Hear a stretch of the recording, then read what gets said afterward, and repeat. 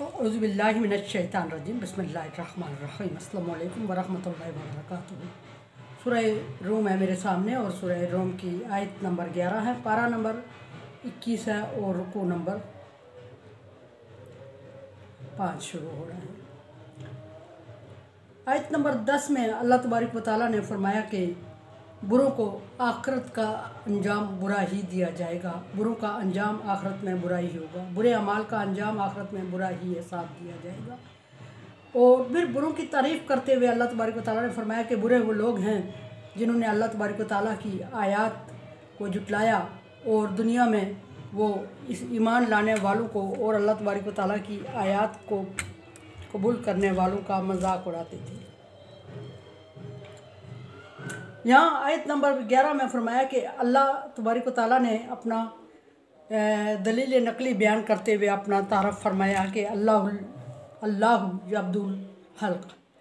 अल्लाह तबारक व तआला ही वो ज़ात है जिसने मखलूक की इब्तिदा की, तख्लीक की इब्तिदा की। अब मखलूक में रोए ज़मीन के ज़र्रे से लेके खला में उड़ते फिरते ज़र्रों और पंछियों से और एक पर से लेके कायनात की तमाम चीज़ें और फिर आसमान तक और सातों आसमानों को तख्लीक फरमाया, उसका ज़िक्र है। हर एक चीज़ को अल्लाह तबारक व तआला ने इब्तिदा की, तख्लीक की। और अल्लाह तबारक व तआला के तौहीद बारी तआला के दलाइल बयान हो रहे हैं। अल्लाह के अलावा कोई ऐसी हस्ती नहीं है जिसने किसी तख्लीक के एक ज़रा काम में अल्लाह तबारक व तआला की मावनत की हो, मशावरत की हो किसी से अल्लाह तबारक व तआला ने, या अल्लाह तबारक व तआला के काम आया हो या मदद की हो, या अल्लाह तबारक व तआला ने थकावट का इज़हार किया हो, थके हो, या अल्लाह तबारक व तआला को ऊँघ आई हो या नींद आई हो। ऐसा हरगिज़ नहीं हुआ। हर एक चीज़ की इब्तिदा की और इब्तिदा करके उसको इंतहा तक पहुँचाया और चलाया फिराया और इतना बड़े पैमाने पर उसको सेट कर दिया। और ये काम सिर्फ़ अल्लाह तबारक व तआला ही कर सकता है।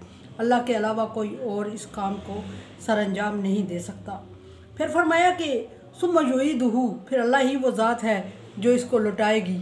लौटाने का मतलब ये है कि पहली हालत से मुराद ये है कि फिर उस अंदाज में पहुंचा देगी कि जब रोए ज़मीन में कुछ भी नहीं था। और रोए ज़मीन पर जब कुछ भी नहीं था तो अल्लाह तबारक व तआला ने इन चीज़ों की इब्तिदा की। और ना सिर्फ इब्तिदा की बल्कि उनको फैलाया और ज़मीन और आसमान को में और खला में उनको भर दिया। और फिर अल्लाह तबारक व तआला इस चीज़ पर कादर है कि वो ज़मीन को फिर उसी तरह चटियाल मैदान बना देगा और रोए ज़मीन पर, खला में और आसमान में कोई सांस, किसी चीज़ की सांस नहीं रहेगी, कोई ज़ीरो चीज़ ज़िंदा नहीं रहेगी। बिल्कुल पहले वाली ज़मीन वगैरह बाद बंजर और बियाबां हो जाएगी। और फिर अल्लाह तबारक व तआला उसको दोबारा मखलूक को, तमाम मखलूक को लफ्ज़ कुन कह के उठाएंगे। और फिर ना सिर्फ उठाएंगे बल्कि सारी चीज़ें अल्लाह तबारक व तआला के सामने हाज़िर होंगी। और जब हाज़िर होंगी तो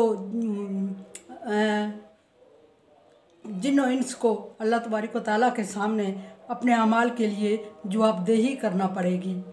याद रहे कि जिन्नों और इंसानों को अल्लाह तबारक व तआला ने बाकी मखलूक़ात से बरतरी दी, इसलिए कि अल्लाह तबारक व तआला ने इनके ज़िम्मे इबादत का काम भी लिया और ज़मीन को आबाद करने का काम भी लिया। लेकिन जिन्नों से भी अफजल इंसान को करार दिया और इंसान को रोए ज़मीन पर खलीफा बनाया। सबसे गंदे आइटम, सबसे गंदी चीज़ से इंसान की तख्लीक हुई और सबसे सरप्रस्त और आला फ़ाइज़ किया आला ओहदे पर इंसान को। और वो आला ओहदा इंसान बेसिकली ख़ुद सब मखलूक से अशरफ। फरमाया कि अकरम ना बनी आदम, हमने इंसानों को इज़्ज़त दी, तकरीम दी, इज़्ज़तदार पैदा किया।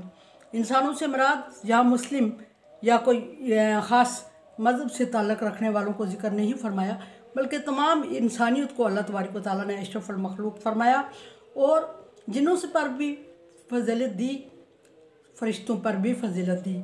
वो फ़रिश्ते जिनको अल्लाह तबारक व तआला ने सिर्फ़ अपनी इबादत के लिए पैदा किया और वो अल्लाह तबारक व तआला के अहकामात को बजा लाने में कोताही नहीं करते, इबादत में लगे रहते हैं, दिन रात इबादत करते हैं। और उन पर भी इंसान को फजीलत दी। और फजीलत दी तो फिर जितना बड़ा इंसान, किसी चीज़ इंसानी की बात हो रही है, जितनी बड़ी सीट होती है, जितना बड़ा स्टेटस होता है, इतनी बड़ी जवाबदेही होती है, इतनी बड़ी जिम्मेदारियाँ भी होती हैं। इंसान के ज़िम्मे अल्लाह तबारक व तआला ने ज़िम्मेदारियाँ भी ज़्यादा लगा दी, यानी ज़मीन को आबाद करना और फिर उसके बाद अल्लाह तबारक व तआला की इबादत करना। फरमाया मा खलक़तुल जिन्ना वल इंसा इल्ला लियअबुदून, मैंने जिन्नों और इंसानों को सिर्फ़ अपनी इबादत के लिए पैदा किया है, और रोए ज़मीन की आबादकारी भी इनके पैदाइश का मकसद है। ये दोनों काम इंतहाई कठिन और मुश्किल हैं, और मुश्किल रहे हैं हमेशा। वो इंसानों को जब फजीलत दी तो ये दोनों काम भी उसको दे दिए। जो इन दोनों कामों को बहुत अच्छे तरीके से सर अंजाम देगा, उसके लिए अल्लाह तबारक व तआला ने वो रुतबा और वो मकाम भी रखा हुआ है, जिसका आखिरत में जा अल्लाह तबारक व तआला ने वादा फरमाया कुरान पाक में। फरमाया कि सुम्मा युईदुहु, फिर वो आपको लौटाएगा सबको। और इंसानों की बात हो रही है, फिर उसके सामने जवाबदेह हो गए, और फिर जब उसके सामने जवाबदेह हो जाओगे तो फिर जवाबदेही के बाद अल्लाह तबारक व तआला इंसान को उसके जवाब के मुताबिक, उसके अमाल के मुताबिक उसको ठिकाना भी अता करेंगे।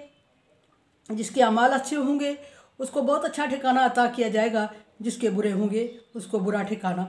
लेकिन अमाल की अगर बात हो रही है तो यहाँ सिर्फ मुस्लिम की बात होगी कि मुसलमानों को अमाल के मुताबिक ठिकाना दिया जाएगा।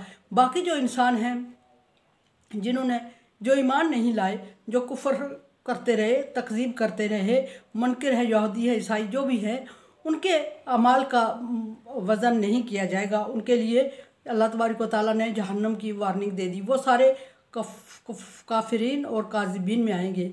हाँ, एक बात यह है कि नबी सल्लल्लाहु अलैहि वसल्लम की तशरीफ़ आवरी से पहले जो लोग अपने अपने नबियों पर ईमान लाए, अपने पैगम्बरों पर ईमान लाए और उनकी शरीयत के मुताबिक अगले नबी के आने तक कारबंद रहे, वो मोमिनों में शामिल हैं, और उनके लिए अल्लाह तबारक व तआला ने अच्छे अंजाम का वादा किया है। यह फरमाया कि सुम्मा इलैहि तुरजऊन, फिर अल्लाह तबारक व तआला की तरफ तुम्हें जमा किया जाएगा, फिर लौटाया जाएगा तुम्हें अल्लाह तबारक व तआला की तरफ। ये इंसानों से वादा है कि वो अल्लाह जिसने तख्लीक की इब्तिदा की और फिर वो तख्लीक को मिटाएगा और फिर दोबारा उठाएगा, और फिर क़यामत के दिन तुम्हें उसी की तरफ जमा किया जाएगा, लुटाया जाएगा। और लुटाए जाने का मतलब ये नहीं कि वहाँ कोई खेल तमाशे के लिए लुटाया जाएगा, बल्कि किए गए अमाल की जवाबदेही करोगे, और जवाबदेही के बाद रिज़ल्ट में अल्लाह तबारक व तआला तुम्हें ठिकाना देगा। लेकिन ये बात जो मैं बार बार कर रही हूँ ठिकाने की और अमाल के मुताबिक, ये सिर्फ मुसलमानों के लिए है। हाँ वो मुसलमान, हाँ वो मुस्लिम, हाँ वो मोमिन नबी सल्लल्लाहु अलैहि वसल्लम के दौर के हैं, या हाँ वो मोमिन वो हैं जो अपने नबी की पर ईमान लाए, वो वक्त के नबी पर ईमान लाए और वक्त के नबी की शरीयत पर लब्बैक कहा, और वक्त के नबी की शरीयत पर कारबंद रहे अगले नबी के आने तक। उन सब के लिए अल्लाह तबारक व तआला अमाल के मुताबिक ठिकाना उनको अता फरमाएंगे। लेकिन जो लोग ईमान नहीं लाए उनके लिए ठिकाना जहन्नम है, उनके अमाल का कोई हिसाब नहीं है। हाँ, जो लोग, सवाल ये पैदा होता है कि जो लोग ईमान नहीं लाए उनका ठिकाना जहन्नम है, तो वो जो दुनिया में नेक अमाल कर रहे हैं उनके अमाल का क्या होगा? उनके अमाल के बदले में अल्लाह तबारक व तआला दुनिया में उनको अच्छा अंजाम दे रहा है, अच्छा ज़िंदगी का गुजारने का अंदाज़, अच्छा आसाइशें दे रहा है। वो उनके अमाल का बदला अल्लाह तबारक व तआला दुनिया में ही उन्हें चुका रहा है। और अनसमझे देखे समझे और सब्सक्राइब करें और सदका जारिया में मेरा साथ दें। अल्लाह तबारक व तआला का हुक्म ताअवुन वाला बिर्रि व तक़वा, नेकी और भलाई के कामों में एक दूसरे से ताअवुन करें। सो चैनल को सब्सक्राइब, शेयर और लाइक करके ताअवुन करें। अल्लाह हाफिज़।